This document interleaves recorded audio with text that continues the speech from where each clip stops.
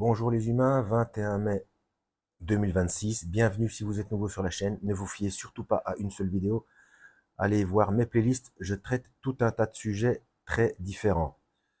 Et si vous regardez mes playlists depuis le départ de manière chronologique, vous allez voir qu'à présent, je suis revenu sur certaines choses, donc je ne suis pas quelqu'un de figé, rester figé c'est dangereux, donc j'ai fait des erreurs, je les laisse pour montrer, voilà. Et parfois quand je retombe sur ces vidéos, ou que je me souviens que j'avais fait des erreurs, je mets un commentaire épinglé explicatif, ou je mets aussi d'autres vidéos de ma chaîne ou d'autres chaînes en description pour que vous puissiez faire le lien et voir ce qu'il en est au niveau des corrections si besoin est. Bref, euh, je fais ma petite lecture matinale comme d'habitude.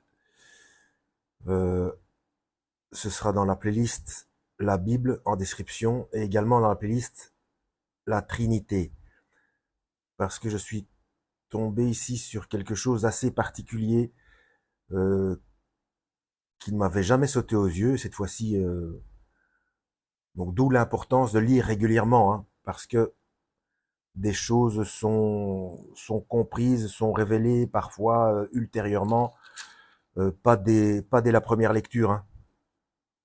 Donc on évolue, bref. Et là, j'ai trouvé ça énorme. Je dis c'est quand même pas possible. C'est pas moi qui me. Donc j'ai été voir dans le texte grec. Voilà, j'ai été creuser la chose. Je suis dans Luc chapitre 9, verset 36.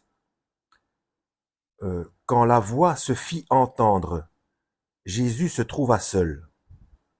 Donc c'est quand il part, le contexte, donc il prend des disciples avec lui, euh, il, prie, euh, il prie sur une montagne, et c'est là qu'il y a comment est-ce qu'on appelle ça, la transfiguration, c'est ça je crois. Donc il change d'aspect, et ça fait peur aux disciples qui sont là. Puis il y en a deux qui arrivent, et puis il y a Pierre qui dit, donc c'est Moïse et Élie, et Pierre qui dit, ce serait bien qu'on fasse une tente à Moïse et à Élie, etc. Enfin voilà pour le contexte. Hein. Mais au verset 36, donc quand la voix se fit entendre, Jésus se trouva seul. Donc une voix se fait entendre, mais le Christ est seul. Parce que la voix dit, au verset 35, de la nuée sortit une voix qui dit, celui-ci est mon fils élu, écoutez-le. Donc apparemment, on a le Père et le Fils, d'accord? Deux individus. Mais verset 36, quand la voix se fit entendre, Jésus se trouva seul. Alors, j'ai été voir et je voudrais savoir en vertu de quoi les traducteurs choisissent tel ou tel terme. Parce qu'en fait, il y a la première traduction qui se fait et ensuite, en général, les autres suivent. D'où le problème qu'il y a eu du fait de la Septante par Jérôme, dit Saint Jérôme, si je ne m'abuse. Et donc, tout le monde s'est basé là-dessus. Par certains donc qui étaient plus anciens, notamment comment est-ce que c'est les Osterwald, Martin, King James, voilà. Sinon toutes les autres, notamment la seconde 1910, mais pas, je répète, pas la seconde 21. La seconde 21 est revenue a corrigé énormément de choses, est revenue au texte hébreu, araméen et grec, hein, puisqu'on a découvert les manuscrits de Qumran, dit les manuscrits de la Mermoth, en 1947. Donc, la seconde 21 est énormément corrigée par rapport à la 1910. Euh, alors, mais dans tout, il y a des soucis. 100%, c'est pas possible. Donc, on va reprendre ça de manière correcte. Et là, il y a un verbe qui est souvent repris en grec. Alors, c'est ginomai. La référence, c'est 1096 ou 1096. Et pourquoi le traducteur a-t-il mis quand la voix se fit entendre. Déjà, le verbe entendre, il n'y a pas. Il n'y a pas le verbe entendre dans le texte grec. C'est quand la voix se fit. Donc le verbe être. Seulement, il y a deux choses. La première chose, c'est la conjugaison. La conjugaison, c'est l'aoriste second. J'ai déjà expliqué dans d'autres vidéos, l'aoriste second, c'est particulier, ça n'existe plus. À ma connaissance, dans aucune langue, hein, mais certainement pas en français. C'est selon le contexte, en même temps le passé, le présent, le futur, ou ni le passé, ni le présent, ni le futur. Donc c'est quelque chose de très particulier. C'est le principe d'éternité. Donc, quand la voix, il n'y a pas le verbe entendre, quand la voix est, parce que ginomai, ça peut être, donc quand la voix est, sans temporalité, ou avec toutes les temporalités. Vous voyez, c'est une gymnastique cérébrale. Hein. Quand la voix est, Jésus se trouva seul. Alors, ginomai, ça peut être, ça peut être revenir au passé. Mais là, comme c'est aoriste second, c'est pas revenir au passé. C'est arriver. Donc c'est être ou arriver. Donc c'est ce qui se rapproche le plus de l'aoriste second. Pour nous en français, c'est le présent constant. Hein. Donc quand la voix est ou quand la voix arrive, quand la voix devient, parce que c'est devenir aussi, quand la voix prendre. Bizarre ça. Toujours ginomai, hein, toujours le même verbe. Ginomai. Quand la voix s'élever. Intéressant. Quand la voix lorsque, c'est même pas un verbe. Bizarre, hein? Quand la voix avoir. Tiens. Ah pardon, non, c'est pas complet. Quand la voix avoir lieu. Quand la voix a lieu. Ça paraît cohérent aussi. Et alors, ici, les deux derniers, parce que c'est pas forcément dans l'ordre de préférence, hein, les définitions sont toutes mises, mais c'est pas forcément la première qu'il faut prendre. C'est une question de contexte, d'accord? On aurait pu complètement intervertir l'ordre des traductions. Hein. Ça n'a rien à voir avec ce qui est le mieux à prendre d'abord, puisque c'est une question de contexte. Alors, Guidoma est toujours être marié. Intéressant, hein? Quand la voix être marié. Je rappelle que pour Dieu, dans la Bible, quand on est marié, on ne forme plus qu'un. Vous voyez où je veux en venir? Vous voyez pourquoi je vais mettre cette vidéo dans la playlist La Trinité?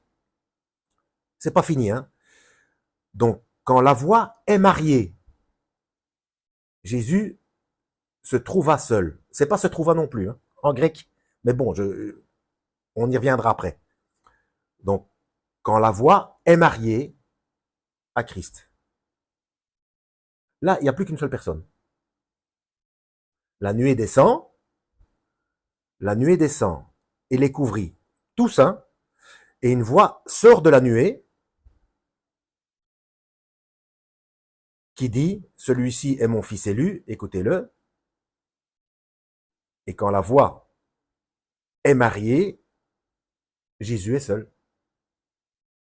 Vous voyez la symbiose? Et l'autre, là, il y a de nouveau une séparation, parce que la dernière traduction, c'est quand la voix est préférée. Quand la voix est préférée. Préférée par qui? Le Christ qui préfère cette voix-là pour s'exprimer? Là, pure supputation de ma part, hein. Attention, hein. Faut rester prudent. Hein. Mais, bon, je répète pour ceux qui veulent faire des recherches, c'est 1096 ou 1096, et c'est à l'aoriste second. Hein. Donc voilà, quand la voix est mariée, Christ est seul. Jésus est seul. Donc ça, c'est que pour Guy Nomai. Mais en réalité, c'est quand la voix se fit entendre, il n'y a pas entendre, hein, quand la voix se fit. En fait, c'est ginomai en. Ginomai en. Alors, n, c'est 17-22, la référence en grec. Et n, ça peut être en, donc quand la voix est mariée en Jésus, parce que là aussi, dans le texte hébreu, araméen et grec, il n'y avait pas de virgule. Hein. C'est le traducteur qui a choisi de mettre une virgule. Hein. Quand la voix se fit entendre, virgule, Jésus se trouva seul. Alors qu'on pourrait très bien dire, quand la voix est mariée, Jésus est seul. Vous voyez, c'est pas pareil. Hein. C'est pas pareil. Donc, on est sur N, hein, parce que sinon... donc, ça peut être en, donc, marié en Jésus. Bon. Ou être préféré en Jésus. Donc, c'est soit en, soit par, soit avec, ou parmi, ou sur. Donc, quand la voix est avec. Donc, même si on prend pas, euh, on, on, on prend pas la définition être marié. On prend pas celle-là. On prend le verbe être, le premier proposé. Donc, se fit entendre, se fit, donc le verbe être, d'accord. Quand la voix est en Jésus, il est seul. Quand la voix est avec Jésus, quand la voix est parmi Jésus, quand la voix est sur Jésus. Toutes les définitions mettent la voix venant du Christ. Alors on va dire, oui, mais il est écrit au-dessus, la voix vient de la nuée. Mais où est le Christ? Dans la nuée, avec tout le monde. Enfin, avec tout le monde. Ils sont en tout, ils sont à 4, je crois. Hein. Il y a Pierre, Jean et Jacques. Donc les deux fils de Zébédée. D'ailleurs, je me demande, bon, ça, petite parenthèse, d'habitude, on dit toujours Jacques et Jean. Bon, ce que je raconte là, ça ne sert à rien, mais bon, je trouve ça intéressant.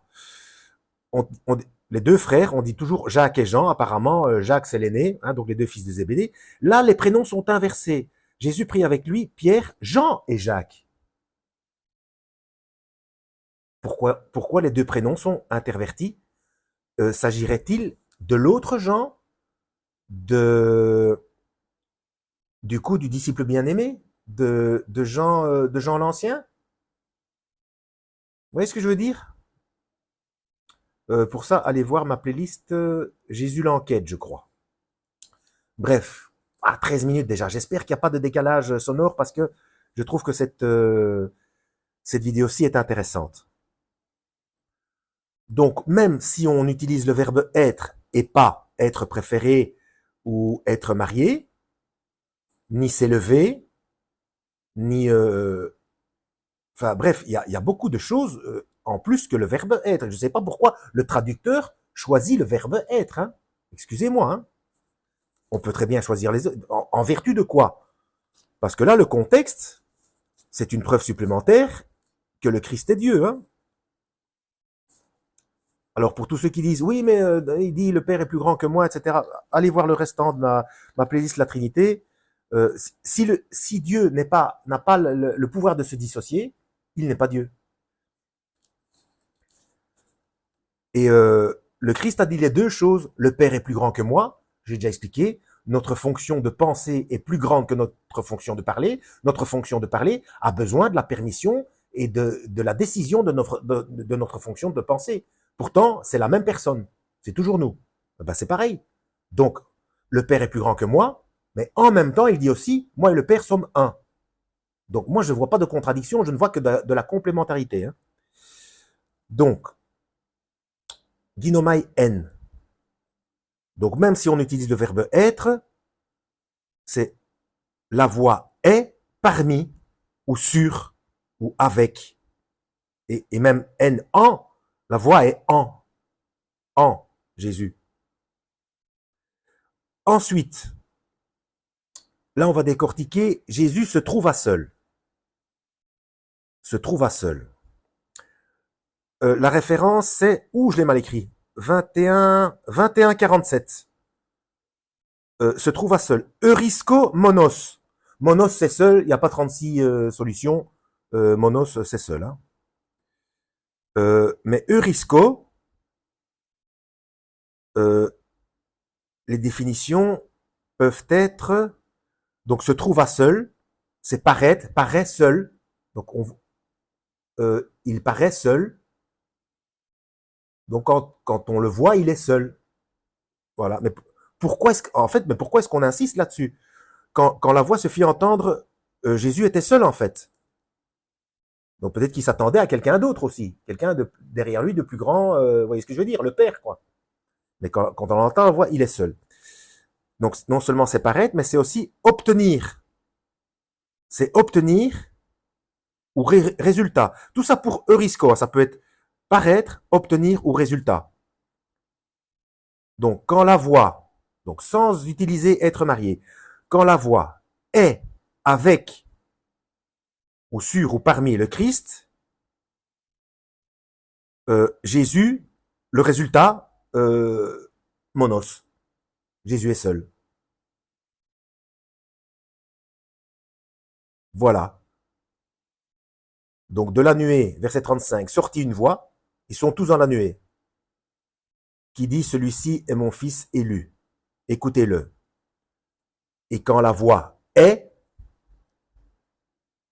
Jésus, le résultat, Jésus seul. Monos.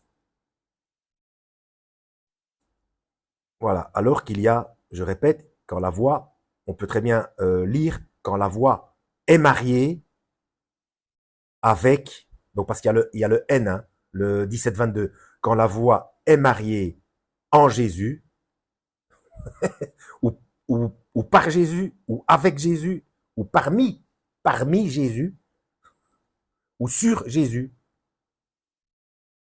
Eurisco, le résultat, monos. Jésus, eurisco, monos. Donc voilà. Pour moi, le traducteur aurait très bien pu prendre des mots qui prouvent que le Christ est Dieu et que quand il a été transfiguré, il était sous la forme du Père et qui disait qu'il fallait écouter son Fils, donc son produit, donc sa parole, parce que c'est sa fonction de parler, qui enseigne, qui instruit et qui met en garde par amour. Voilà, moi je vois ça comme ça. En espérant avoir été utile et un petit peu ludique aussi, parce que parfois c'est bon pour le moral, parce qu'ils recommencent leur cinéma. Hein. Bon, à la prochaine, lisez la Bible et que Yahweh vous guide.